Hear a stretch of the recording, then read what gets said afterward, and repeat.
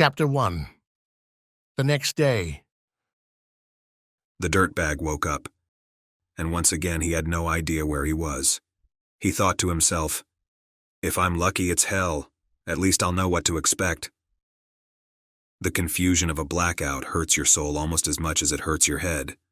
Although this time it wasn't just his head, it was his face. His soul was a lost cause, so who cares? Anyway, his face burned.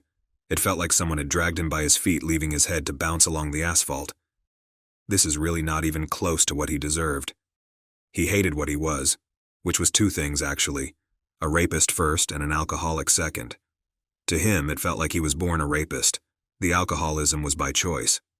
At least the oblivion brought on by alcohol afforded him a few hours of escape, but it was never long enough, of course. A coward would be a better description. Too scared to get help or put a bullet in his brain.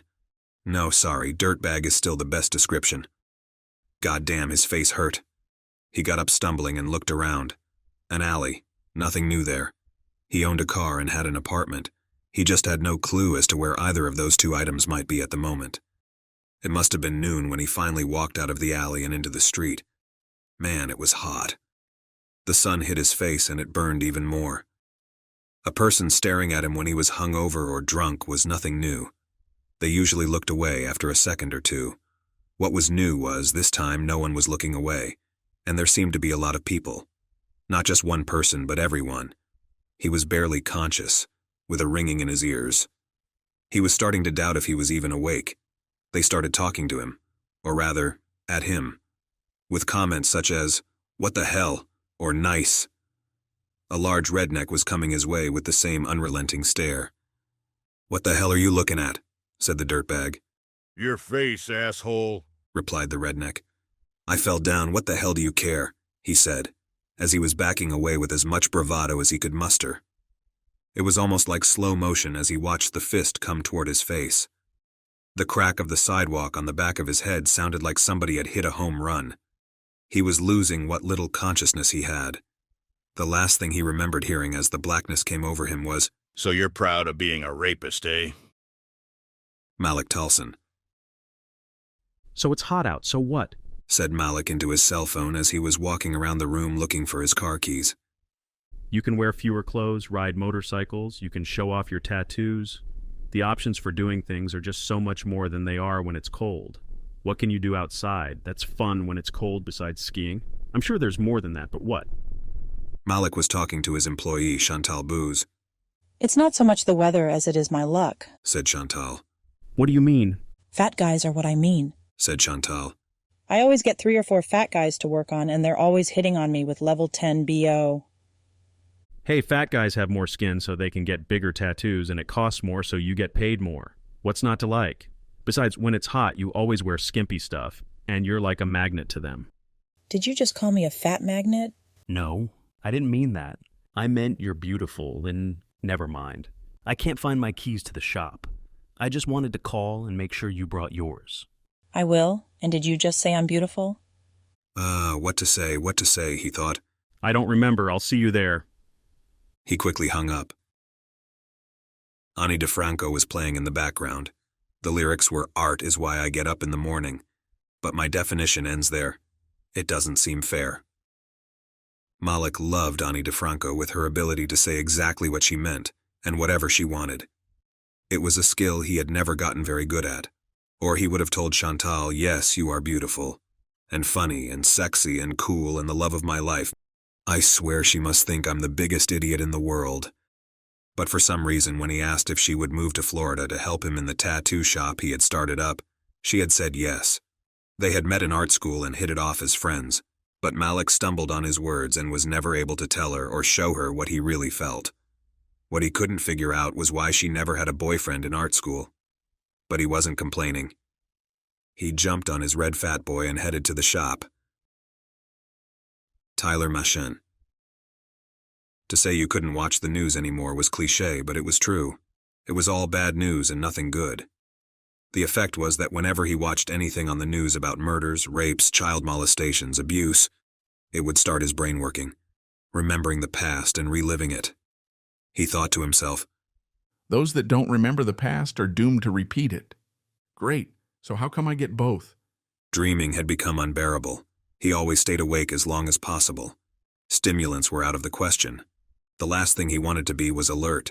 Alcohol made it so that reality was blurry and dulled. Alcohol would stave off the dreams to a point, but during the in and out point, when he was waking up, they came back. The dreams were always the same. Dad was drunk and violence was taking place. When he got tired of Mom or when she stopped fighting, he was the next target, and not just for a beating. In the dreams, he would actually transform back into his 10-year-old mind, in pain and wondering what he had done to deserve what was taking place. Only the innocence of a child can create that thought. They don't blame anyone else, not even the torturer, because they think, it must be my fault. That innocence and purity almost always ends not long after the torturer leaves the room. In his last dream, he experienced the whole thing. His entire childhood played out in his mind. It felt like he relived his first 12 years. When Tyler was a little boy, he loved superheroes. All of them. He had a comic book collection that was worth thousands to aficionados but was priceless to him. The bad guy never won in the comics. He might do bad things, but he always got his in the end. Good people were saved.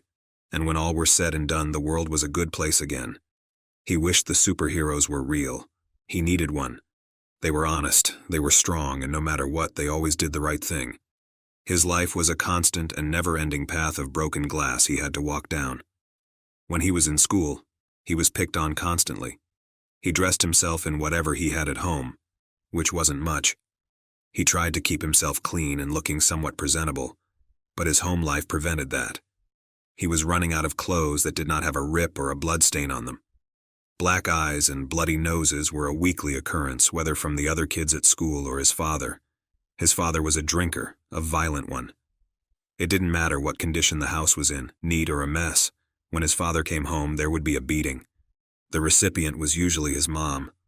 His mother protected him as long as she could, but after a few years she lost the ability. Her beatings usually included being raped. They could hear the car pull up. They would trade a look at each other, and his mother would just close her eyes and accept her fate. It used to be a surprise. The brutal slap across the face would come out of nowhere. Now it was expected, and her old expression of horror at what just happened turned into a sullen expression of, let's just get this over with.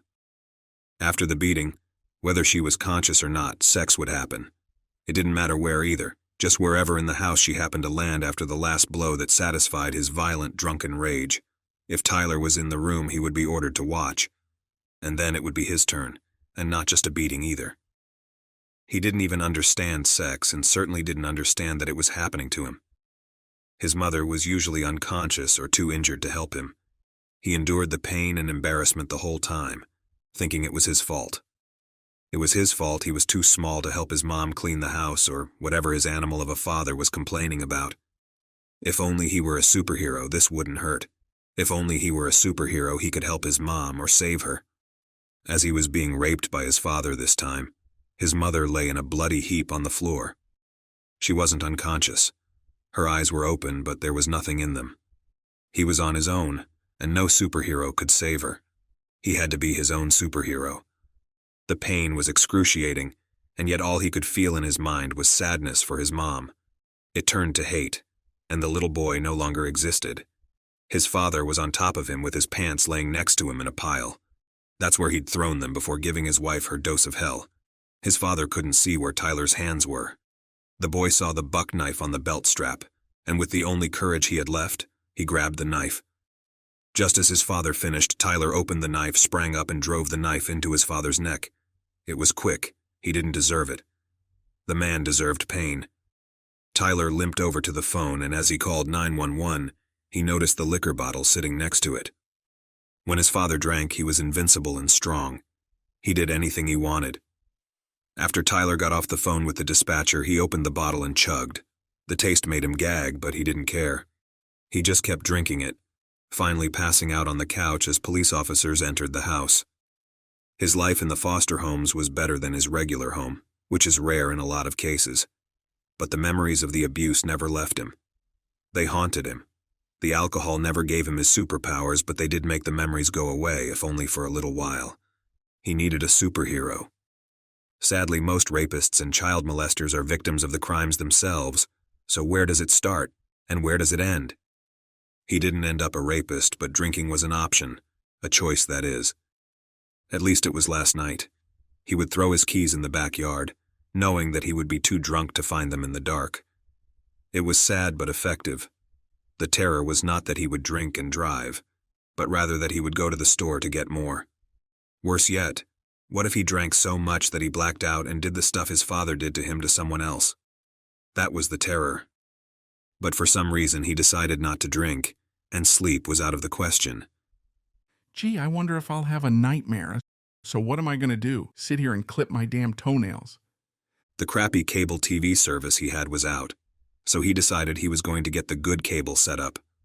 The news on the cheap subscription sucked anyway. He wanted all the movie channels, Discovery, TLC, ESPN, the works. Something good had to be on at some point. So while walking around the backyard looking for his keys, he talked to the cable company on his cordless. Unbelievably enough, they said they would have it done today. As soon as he ended the call, the phone started ringing. Because he wasn't near the house, the caller ID was unreadable. He answered it anyway. Hello? A no-show at the meeting last night? I take it you're in your backyard looking for your keys again. His AA sponsor responded. Chantal. After she hung up the phone, she just looked at it and smiled. Damn right I'm beautiful. She then started bouncing around the room like she was on a pogo stick. He got the words out. He got the words out. That's when she realized she had just gotten out of the shower and was standing, or bouncing as it were, in front of the plate glass window in her living room. It was a day the mailman would never forget. Chantal was 27 years old, rich and beautiful. The looks she didn't hide. The rich she did. In the past, whenever people found out she had a lot of money, they would act differently. They would stop trying to be friends. She couldn't figure it out, but they just acted differently. Then there were the obvious leeches, and what fun they were. She had black hair down to her ass, and it was a very nice ass. Long legs and great boobs. Not basketballs, just great boobs. And she loved Malik. She loved the way he looked, the way he treated her. It was something about the way he carried himself. He didn't know she was rich, and he didn't know she loved him. She was determined to change those two things, and she was going to do it today. No more waiting. I'm doing it. On went a miniskirt and a t-shirt with a skull on it, and she was out the door, only to come back 5 minutes later to grab the keys to the shop that she'd forgotten. Chantal had grown up in Austria, a beautiful country with beautiful people, rich in art and culture. Her family was extremely wealthy. Chantal's father, Ragnar, was a business tycoon who seemed to have the Midas touch. Every business venture he got into succeeded. It didn't matter what it was: oil, stocks, fashion. He always seemed to make the right choices, especially when it came to choosing a wife. When Ragnar met Eva, he was immediately smitten. She was everything that he wasn't. He was business. She was fun. She was a painter, one of those painters you see outside a cafe in Europe doing a landscape. Ragnar had just finished sealing another deal with a client over coffee. When the client left, he sat for a few minutes feeling a little empty at being so rich and having nobody to share it with. When he looked over at Eva, she was staring back at him and painting. A spark. He decided to strike up a conversation and got up to go talk to her. Please don't leave yet, just a few more minutes, she said. So he sat back down, not really knowing why she said that. After a few short minutes, he had finished his coffee and looked over at her, ready to either go or find out why she wanted him to stay seated. Okay, now you can look. He should have realized it. She was painting him. They bonded immediately. While his life was all business meetings and numbers, hers was painting and adventure. She instantly solved the emptiness that he had. He already had more than enough money to last 20 lifetimes. When they married, he left the business world and let the money work for itself. A year later, Chantal was born.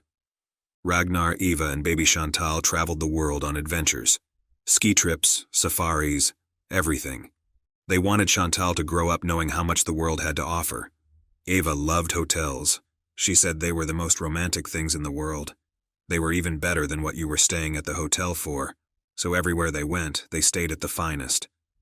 Chantal had a private tutor until she was 10. After that, it was private school. Her father wanted her to know business and be well educated. Her mother wanted her to have a sense of culture and beauty. She loved her parents for all the wonderful opportunities she had been given. When Chantal went off to private school, her parents didn't want to be far from her. They decided to purchase a hotel that was near the school, a huge hotel rich in history.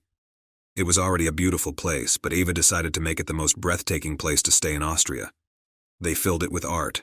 Some of the rarest and stunning paintings in the world hung in the vast expanse that was the lobby.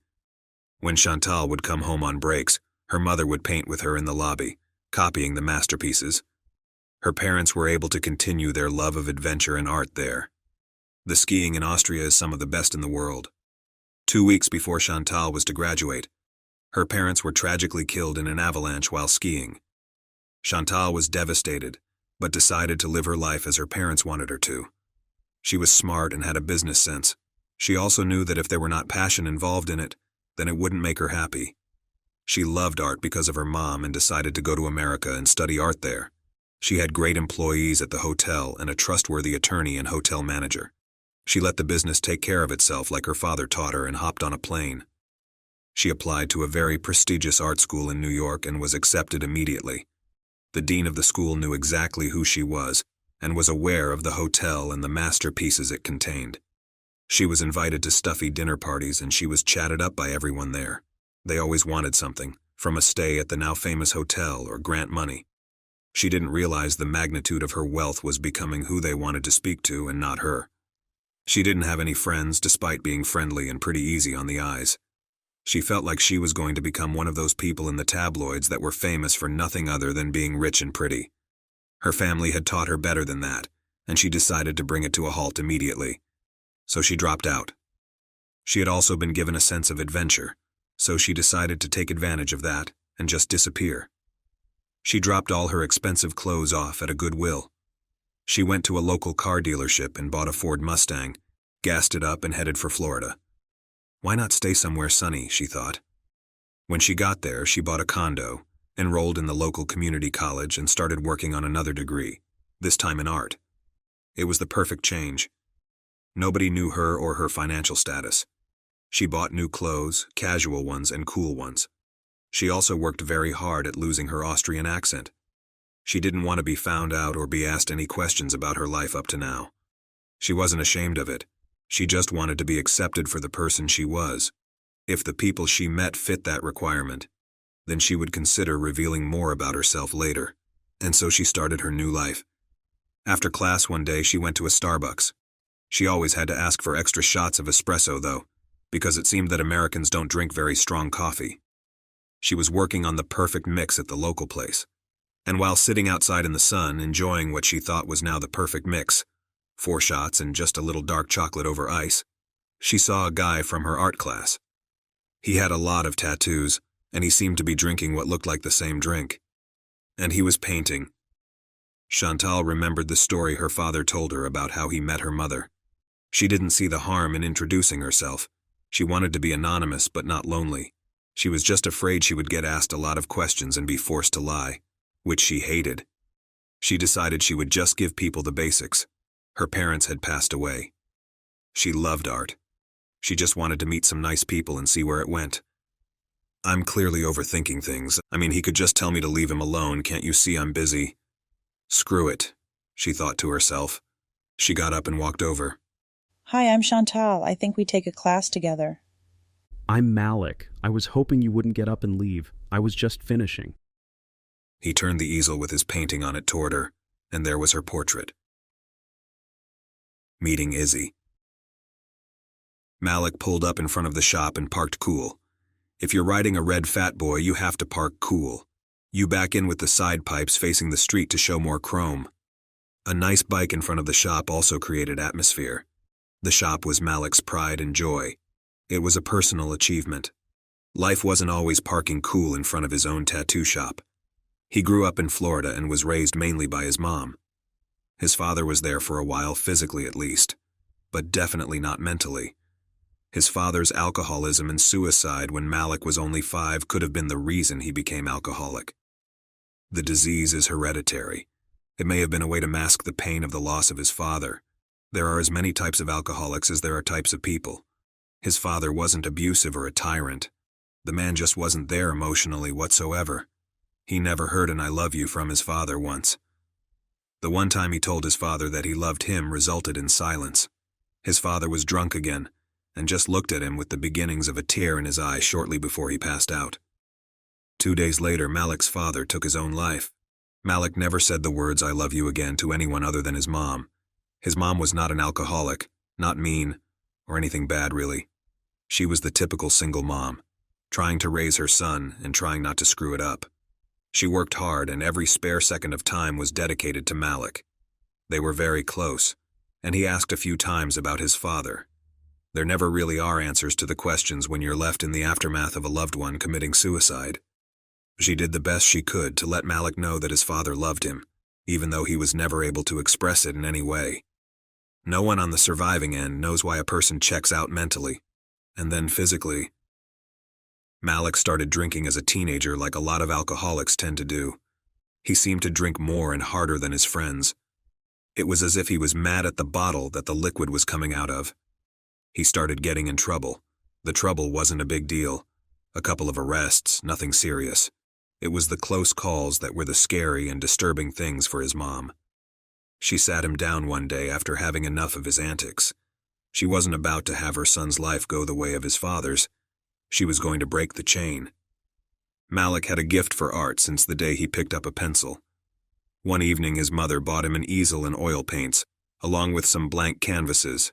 She told him, "Paint your feelings, no matter how disturbing the image. Paint your father, paint the feelings you have, or the pain you have for your father. But the drinking is done, no more.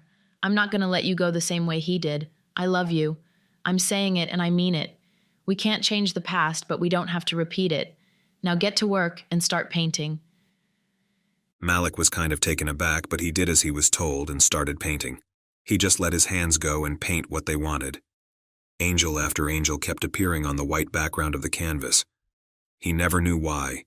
He only knew that his mom was right, and it was very healing for him. They became closer than ever, and he stayed sober until the end of his mom's life. He relapsed after her death out of sheer, unimaginable pain, coated with the alcoholism that always lurked inside of him.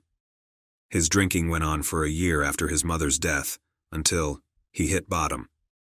It was a miracle that his rock bottom wasn't lower, but some alcoholics get lucky. He woke up one morning feeling half dead and just couldn't take it anymore.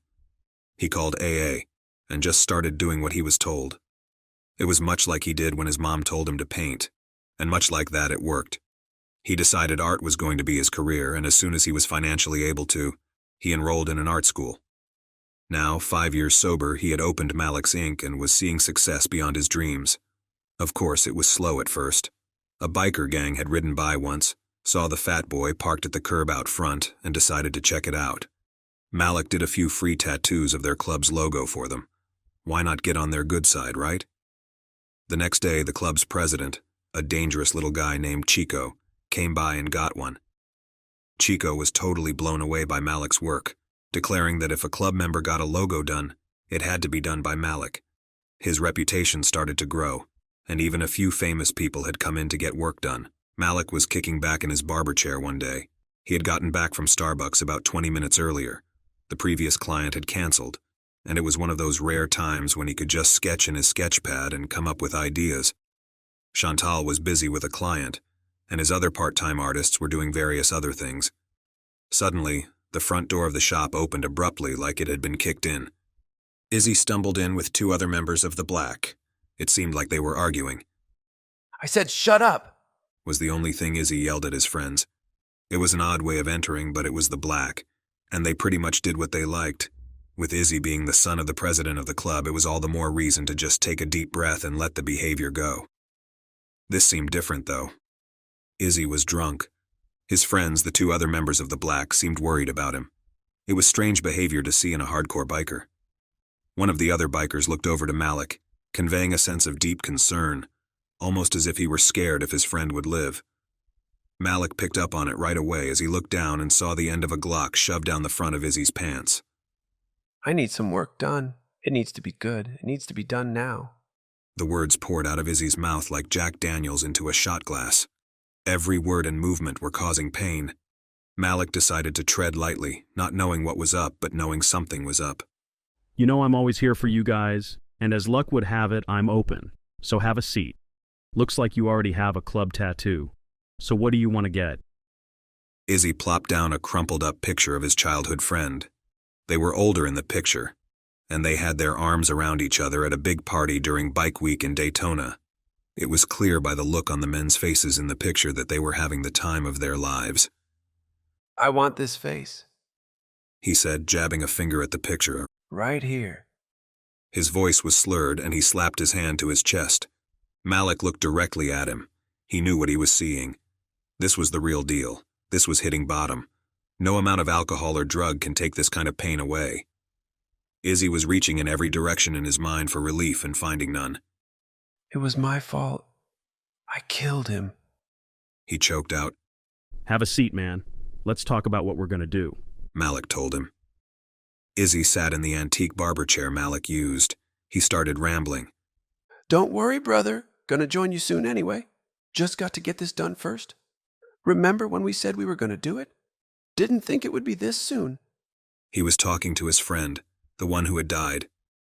Malik's voice must have sounded similar to Izzy's friend, or maybe he was just wasted, because when Malik got up and said, Give me a sec. Izzy replied, Anything for you, man. I'm sorry. I didn't know it was pure.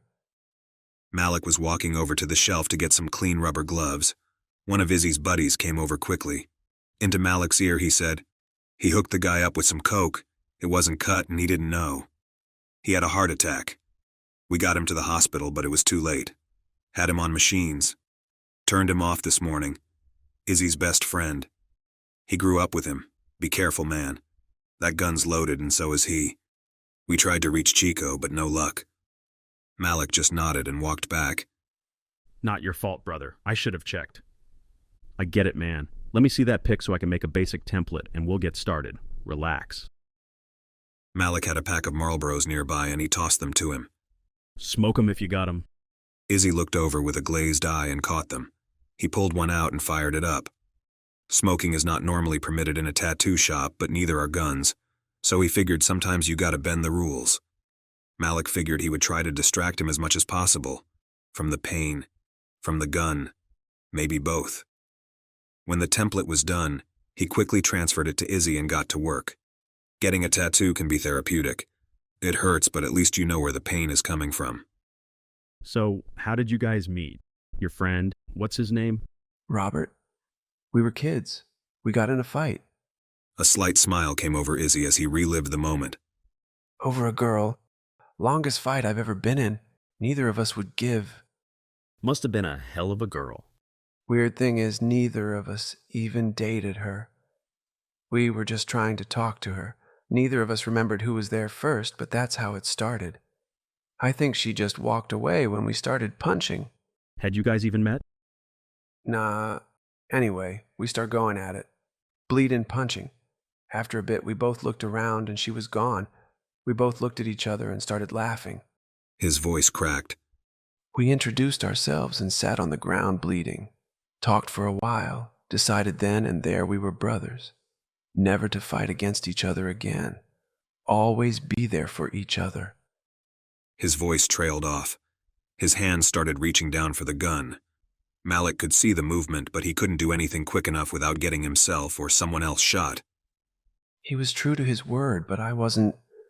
He pulled the pistol and started to stick it in his mouth. Not yet. I'm not done. Malik struggled for the words. You're not dying with a half-finished portrait of your brother. Not yet. Izzy pulled the gun down. Can I see it? No, not yet. You can see it when it's done. So, your friend? If he were here to talk to you now, what do you think he would say? He would probably just kick my ass. It was hard to tell if Izzy passed out or had just closed his eyes. Regardless, the gun was still in his hand. Malik just kept working. After a while, Izzy reopened his eyes and started talking as if no time had passed. We were going to open up a bike shop. We both wanted lives other than ripping and running. We both wanted families, if you can believe that. You think he would want you to live on? Would probably want me to get my shit together, quit crying like a baby, suck it up. Malik was tattooing the whole time. The portrait was done, but he just kept going. adding things to the tattoo as he spoke. He felt he needed to keep him talking until he could figure out what to do about the gun, or maybe Chico would show up. Why not live your life as a tribute to him? There was silence. Malik wondered if he had gone too far. He just kept working and talking. It was too late now. He felt he might as well just keep going. Malik didn't even realize what he was drawing at this point. The tension in the room was thick. The bikers and the other artists in the room were slowly and silently moving to one side of the room. I know. Malik looked up at Izzy. The two men's eyes met. If looks could convey feelings, then Malik's would have said, "I have been in your shoes. I have been in this hole. I know the way out."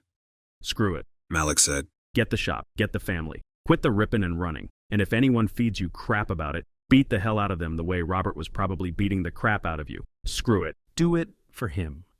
Malik was kind of scared at this point. He didn't know Izzy, and he didn't know what was going to happen. He was just working on the tattoo, and it had come to this. Was Izzy about to shoot him and then himself? He had no idea. Malik was just slinging ink and letting the words come out as if the tattoo and the two men were the only things in the world.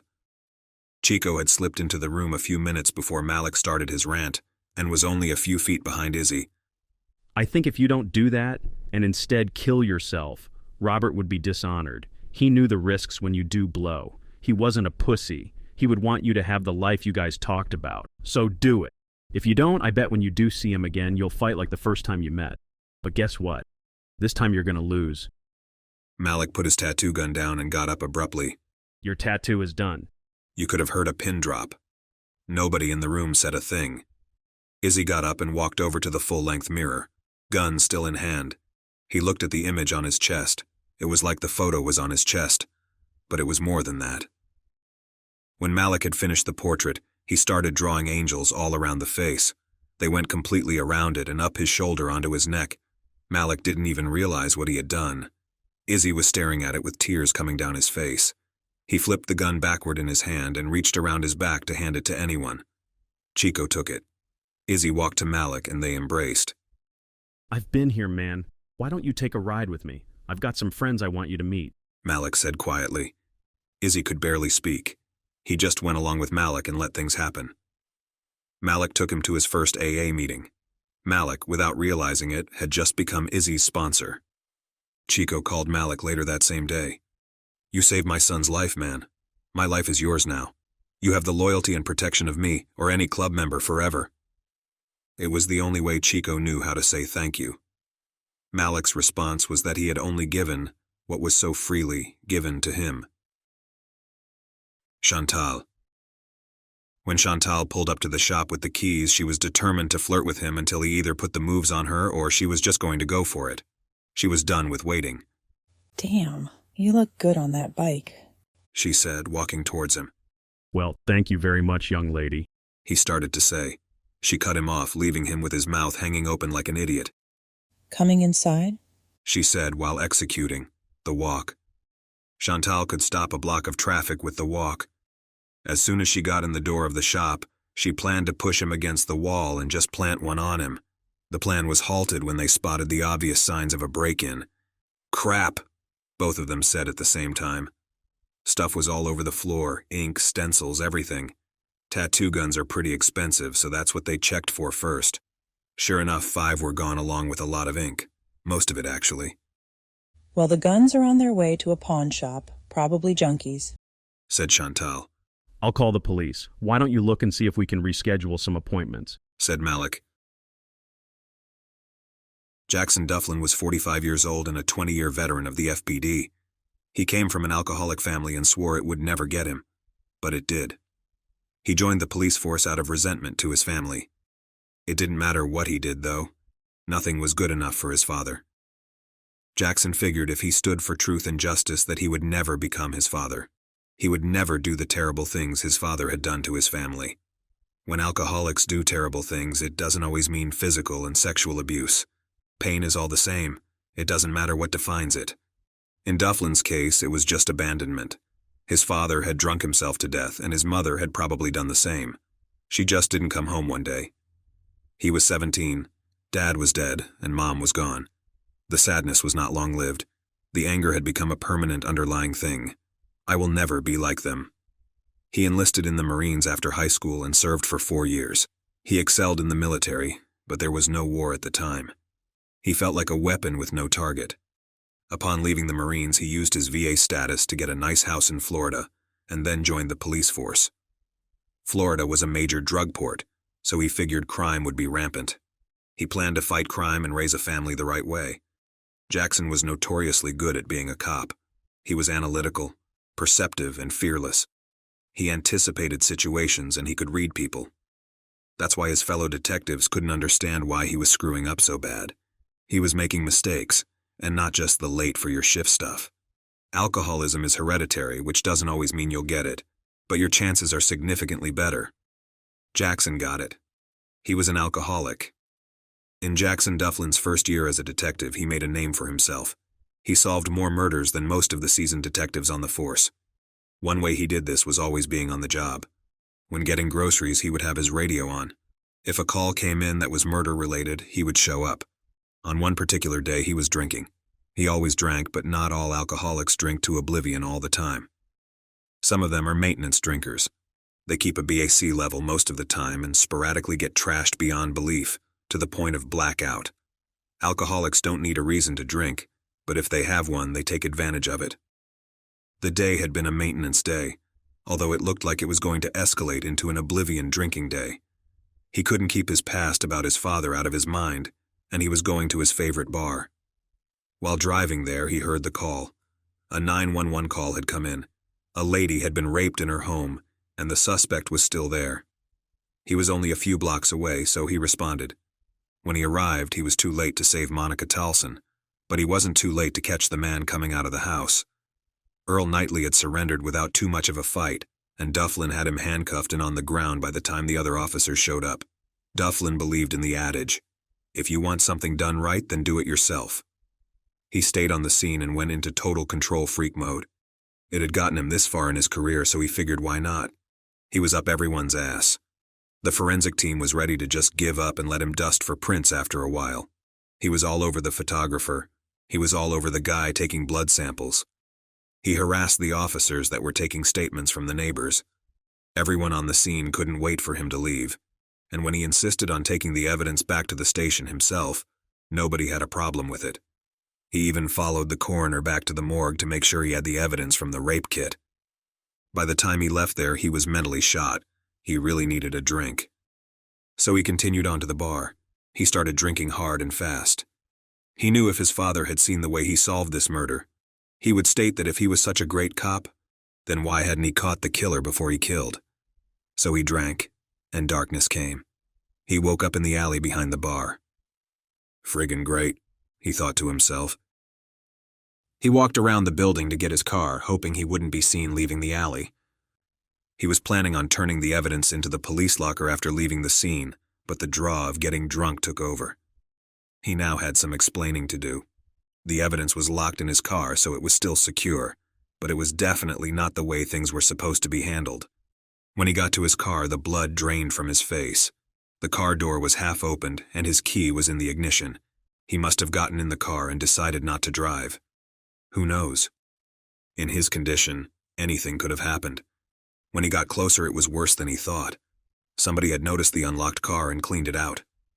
His gun, his police radio, the car stereo, and everything else was gone. The worst was the box of evidence. Why they had taken that, he didn't know. Maybe they were just curious and wanted to check it out. It didn't matter if it was recovered or not now. It was tainted and useless. Dufflin was demoted and suspended without pay for 6 months. His drinking had nearly torpedoed his career. Knightley walked on the charges. No evidence. It was a miracle he was able to stay, but he did, and time went on. Maybe it was the fact that he was good. Damn good. He had instinct and ability. It went a long way. He eventually climbed back on top. He got the drinking under control. He went to AA for a while. It worked. He cut the time out of his busy days for at least an hour to go to a meeting. But his career just kept getting busier, and he started to wean off going to meetings. He thought it might be a problem, but he didn't get drunk, so he stopped going altogether. He never really worked the program of AA anyway. He never got a sponsor or do any steps. He rarely even hung out with AA people. He only knew them from the rooms. He was terrified of being discovered by his police colleagues as well. His program of staying sober became his work career. He was good at it, so he just kept going. Now a detective again, Dufflin had seen some horrible things in his time, but this was by far the strangest. Normally it was pretty difficult to solve any homicide. Child killers were a different breed of cat. Their concealment was almost always thought out. They planned, researched, and executed. It was hardly ever spur of the moment. It was a sad fact that the majority of them got away with it. This was different. This was just weird. The body of 8-year-old Summer Eiley was found in an alley 3 days after her disappearance. It was usually weeks before they were found. In the last 6 months, the murders and rapes of women and children had quadrupled. All the victims had been tortured, raped, and executed. They had been numbered as well, 1 through 25 carved into their backs. This one was sending a message. I'm not stopping. Not one had been solved. The weird thing about this was that they were responding to a call about a mob beating the crap out of what appeared to be a man in costume. It turned out that the man, Jeff Kane, aka Dirtbag, had a tattoo on his face of an X. It was from temple to temple and cheekbone to cheekbone. On his neck it read, Child Rapist. The mob was actually only 5 good old boys, and they were sitting on top of him after beating the crap out of him. The rednecks explained they saw him coming out of the alley, read the tattoo, and only did what was right. One of the rednecks looked in the alley while the beating was taking place, and discovered the little girl. As the ME was just arriving, Dufflin's partner, Mercedes de la Cruz, was bagging evidence and looking over the body. Nobody called her Mercedes. It was a pretty name, and she didn't want the stigma of being a pretty girl with a pretty name that needed to be protected. Everyone called her Mo. No number, remarked de la Cruz. And the timeline is off. It's too soon to find her, said Dufflin. Maybe we got lucky. Mo, there is no way a guy with a tattoo like that is going to go unnoticed for 6 months. And there sure as hell isn't any way he could rack up 25 murders. This guy couldn't go to a 7-Eleven and not make the 5 o'clock news. Speak of the devil, said de la Cruz as 2 media vans pulled up. Reporters immediately started barking questions as the 2 detectives came out of the alley. Detective, is it Summer Eiley? No comment. There's a man in custody. Is he the one? The man in custody is on his way to the hospital, and then he will be questioned. That's all I have for right now. I'm sure I'll have more for you later. Either that, or you'll just make something up as usual. Dufflin hated the media. Getting in the car, de la Cruz said, You know, if you make friends with the media, they just might be of some use to you at some point. Dufflin had become increasingly bitter and angry over the last year. Both of the detectives were frustrated over the lack of progress in the case. The media was all over them. De la Cruz seemed to dig into the case more. Dufflin just seemed to bitch more. The radio was squawking about a break in 4 blocks away. Wanna take it? Mo asked. What the hell for? Well, because we're cops, and it may be significant. And why would a damn break-in be significant? Well, because it's a tattoo parlor. Fine. What's it called? Malik's Inc. I think I know that guy from meetings. Yeah. When's the last time you went to one? He looked at her with a side glance, knowing she was right, but not wanting to get into it. Let's take it.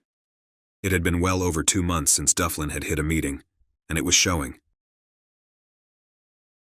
The evil. Murders happen every day all over the world. Thousands go unsolved. Some have suspects attached to them, getting away with crimes through various avenues. Lawyers, tainted evidence, whatever the reason. Justice just doesn't seem to happen for some victims. Then there are the times when there are no suspects. Trace evidence that points to nobody. Just a victim whose soul's last moments were spent in fear and pain. The way they should be spent, he thought. Where beauty once was, only a broken shell remained. There are the famous serial killers we all know of and glamorize, the Ted Bundys and the John Wayne Gacys. But what are more frightening than them are the ones we can't see. It's almost as if they're invisible, and the killers that don't get caught. But somebody kills these people. They don't torture themselves. Maybe it's the guy standing next to you right now. Maybe it's the guy who fixes your car. They disappear, but not really. They walk among us, picking and choosing victims like they're shopping for clothes. It's obvious there's more than one, but it's also been rumored that these invisible killers know each other. Like a club, but it's more of a cult really. An underground network of living, breathing evil, so skilled at their craft that decades go by without a single member being detected. The older ones commit hundreds of murders, far surpassing the famous ones. Famous murderers disgusted the invisible ones. The fact that they couldn't control the urges or that they killed for fame actually enraged them. The invisible ones never killed for fame. If you got caught, you couldn't do it again. They all had their own specific urges, but they all exercised control in order to keep going. As she drew her last breath, he thought to himself, Yes, number 72. he hated all humans in person and wanted everyone dead, especially women. Seeing humans on TV was okay, but in person, it bordered on intolerable. Especially women. He screamed at the now departed. Women never tell the truth. Actually, he felt the same way about men, but women were easier to get away with killing. They were lighter. Sometimes men were fun, though. He would break out a chainsaw and do it like in the movies. It made a hell of a mess, though, and messes left evidence. Most of his victims were not found because he exercised control. His screaming at a dead body told himself that he was losing control, and that if he wanted to keep going, he was going to have to get it together. Go home, clean up, go through the checklist. He always double-checked after a murder. You don't get to number 72 without a checklist. It was one of the rules of the invisible. Just go home, relax, and watch the news. He wanted to catch up on what was happening in Florida. Somebody was going nuts down there. If it was an invisible, then they were losing it. If not, then it was just a matter of time before they were caught. Either way, it had been 6 months and nothing. The cops were getting dumped on every day, and that was pretty fun to watch. He wanted to see who it was going to be. It had to be an invisible. Nobody gets away with it for 6 months without some counseling from a pro. He would have to make a call or two at some point. When he turned on the news, the reporter was talking about another victim. They had caught someone with a big tattoo on his face. What the hell? He said to himself. Malik's Inc., Hey, why don't you score us a couple of espressos while we wait for the police? said Malik. Chantal didn't respond. She was staring at the TV. Yo, Starbucks run. Hold on. Have you heard anything about this? She asked. The murders? Yeah, I think they caught a guy. It's about time. I can't believe how many victims there have been. You gotta hear this. Chantal turned the TV up.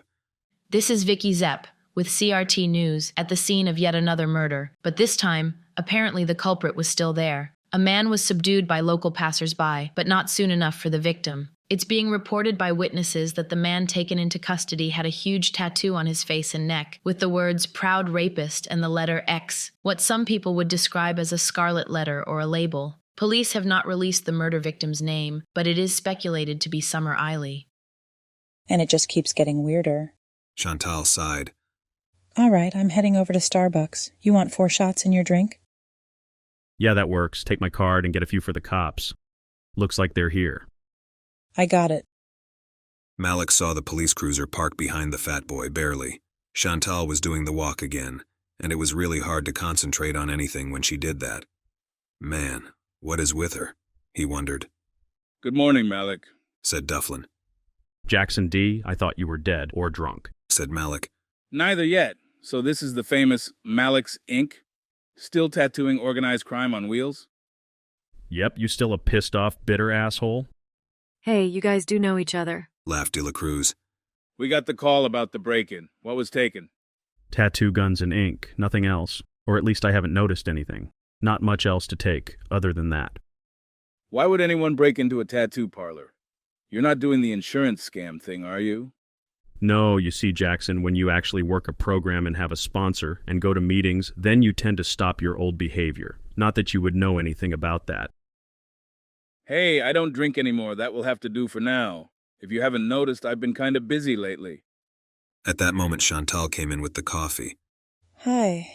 She smiled, setting the coffees on a counter. Nobody said anything. Why is everyone so tense? Detectives, this is Chantal Booz, my employee. Detective Jackson Dufflin. This is my partner, Mo De La Cruz. Dufflin said, gesturing towards Mo. It's great that someone finally noticed I was standing in the room, said Cruz. Now that we all know each other and the testosterone festival is over, why don't I just take your statements? Do you have serial numbers from any of the items that were taken? Yeah, I've got all the documentation. Have a seat. Thanks for the coffee, Miss Booze, said Dufflin. No problem. Sorry for the lack of donuts. I know how you guys are crazy about that. Silence. Wow, just kidding. Lighten up, everybody. It's okay, I apologize myself. It's been kind of tense lately. The press is all over me, and this thing today just made it worse. Yeah, we saw it all on the news right before you came in. I'm surprised they sent you and not some uniform, said Malik. We had just left the scene and, well... Tattoos, right? said Chantal. She was no dummy. Chantal was an artist, but one of the other gifts she had received from her father was an analytical mind. She was able to size things up fairly quickly and accurately.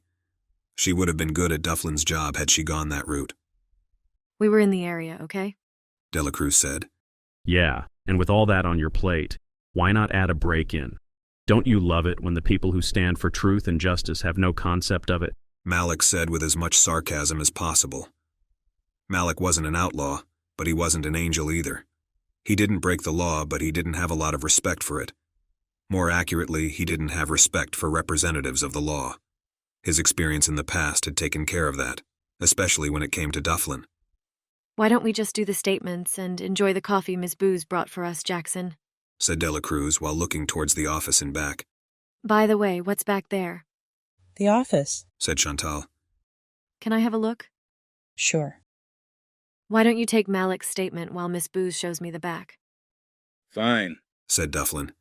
The office was a medium-sized room with a desk and a few Grateful Dead paintings on the wall, and a computer with QuickBooks. I love the Dead. The band, that is. Delacruz mentioned while looking around. I know what you meant. Who are the people in the pictures on the desk? Malik's mom, and please don't ask him about her. Why? He gets pretty bummed out talking about her. Did she pass away? She was murdered 7 years ago. Her last name was Towson? Yes, it was unsolved. The case is still open. I can still remember it. It brought Malik to his breaking point. That's when he still drank. In fact, I think he drank for 2 years straight. That's why he doesn't like cops. That's why he doesn't like Dufflin. Dufflin used to drink a lot, too. He was involved in the initial call to Malik's mother's house that day. Some things went down. He messed up some evidence somehow, and the only suspect was cleared. The guy disappeared off the face of the earth the next day. Lucky for him. Malik would have killed him. It's lucky for Malik. Why go to jail for a killer? It's stupid. Yeah, but don't you just love a guy who loves his mother? Said Chantal. She was looking at a picture of Malik and his mom during some kind of holiday. Malik was giving her a bear hug with a goofy look on his face. Chantal was thinking that this was exactly the kind of man she wanted. Malik Towson was exactly the man she wanted. So are you guys an item? Asked Delacruz. Yes, but he doesn't know it yet, so back off. She was giving the detective a look that said, not messing around, don't even think about it. Delacruz wasn't even remotely thinking about it. She was just being a cop and trying to get background. She was a little taken aback by Chantal's reaction and didn't see any reason to press the issue, so she just let it go. Okay, just asking. Anyway, we're done here. Thanks again for the coffee. She left the back room and went back into the main part of the studio where she found Dufflin and Malik finishing up. After Dufflin and Delacruz left, Chantal started cleaning up the shop. The 4 shots of espresso were kicking in and she was never one to just sit around anyway. So this is turning into a weird day, said Chantal, standing at the window and watching the cops leave. Malik didn't say anything. Hello? Picasso? You in there? That guy shouldn't even be on the police force. And you were right when you said what the connection was about. Why they showed up and not uniform officers, said Malik. I could be wrong. You're not. A guy kills a kid and is found at the scene with a giant tattoo on his face, and the next place the lead detective goes after he's done there is to a burglary at a tattoo parlor. You think it's your history? Maybe, although I think I've got more of a right to be pissed at him than he does to be pissed at me. If he would have followed procedure on my mom's case, then Knightley would be dead or on death row right now.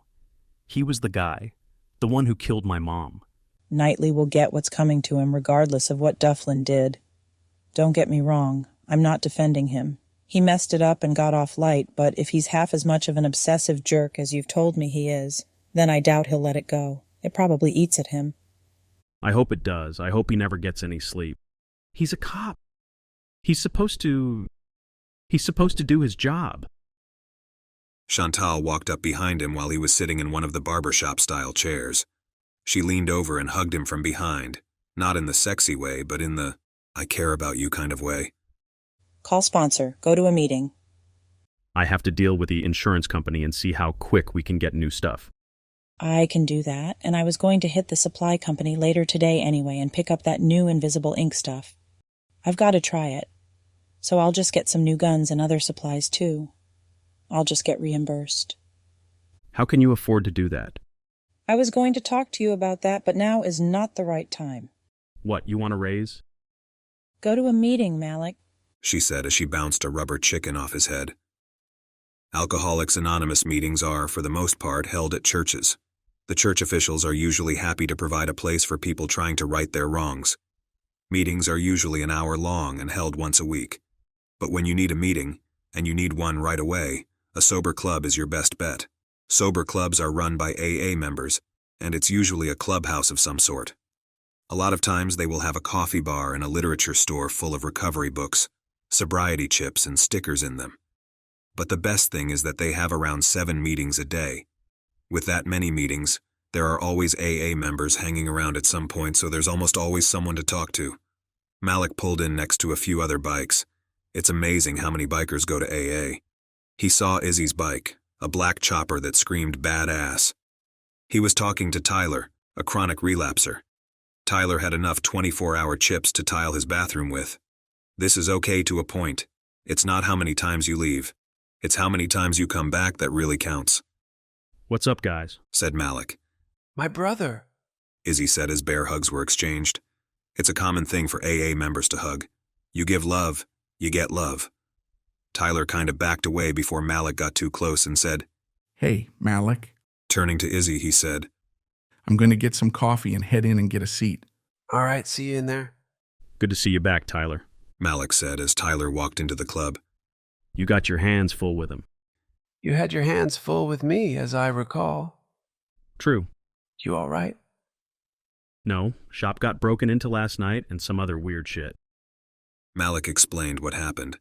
Sometimes talking to a sponsee is as much help as talking to a sponsor. They talked for a while and went in. Tyler picked up another 24-hour chip